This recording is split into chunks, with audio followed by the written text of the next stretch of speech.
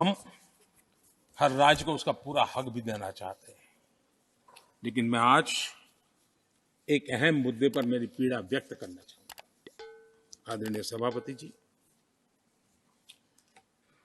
एक राष्ट्र हमारे लिए सिर्फ जमीन का टुकड़ा नहीं है, हम सब के लिए एक इकाई ऐसी है जो प्रेरणा देने वाली इकाई है।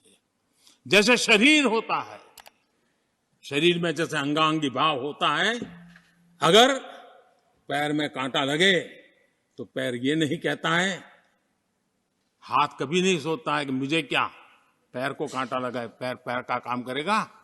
पल भर में हाथ पैर के पास पहुंच जाता है, कांटा निकालता है। कांटा पैर को लगता है, आंख ये नहीं कहती कि आंसू मैं क्यों बहाऊं, आंसू आंख से निकलते हैं। हिंदुस्तान के किसी भी कोने में दर्द हो तो पीड़ा सबको होनी चाहिए। अगर देश का एक कोना, अगर शरीर का एक अंग अगर काम नहीं करता है तो पूरा शरीर अपंग माना जाता है। शरीर जिस प्रकार से, अगर देश का भी कोई कोना, देश का कोई क्षेत्र विकास से वंचित रह जाएगा तो देश विकसित नहीं हो सकता है।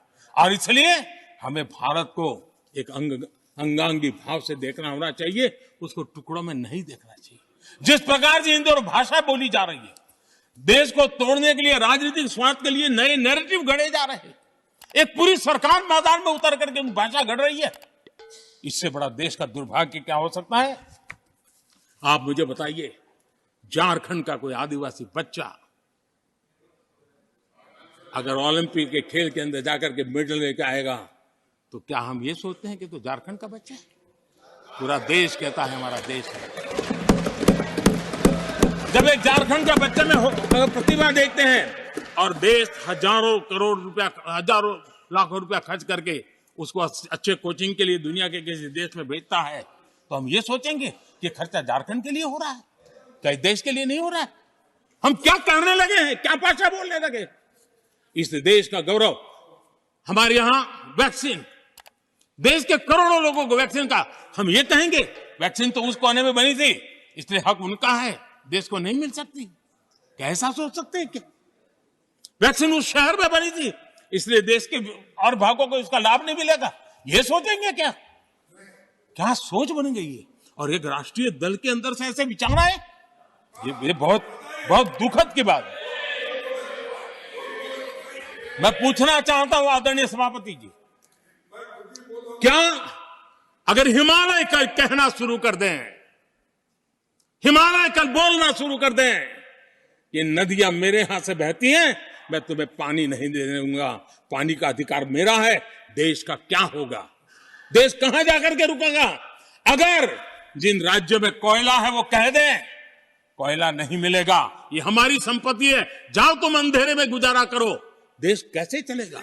आदरणीय सभापति जी, ऑक्सीजन, कोविड के समय हमारे यहां ऑक्सीजन की संभावनाएं, पूर्वी कार्य जो उद्योग है उसके साथ देश के पूरे देश को ऑक्सीजन की जरूरत थी।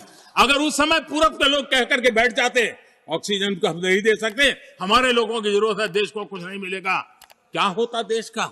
उन्होंने संकट झेल करके भी देश को ऑक्सीजन पहुंचाया। देश के अंदर ये भाव तोड़ने का क्या प्रयास हो रहा है?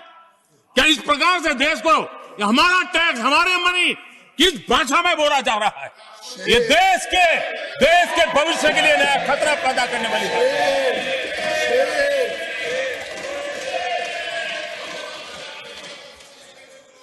देश को तोड़ने के लिए नए नए नैरेटिव खोजना बंद कर दीजिए।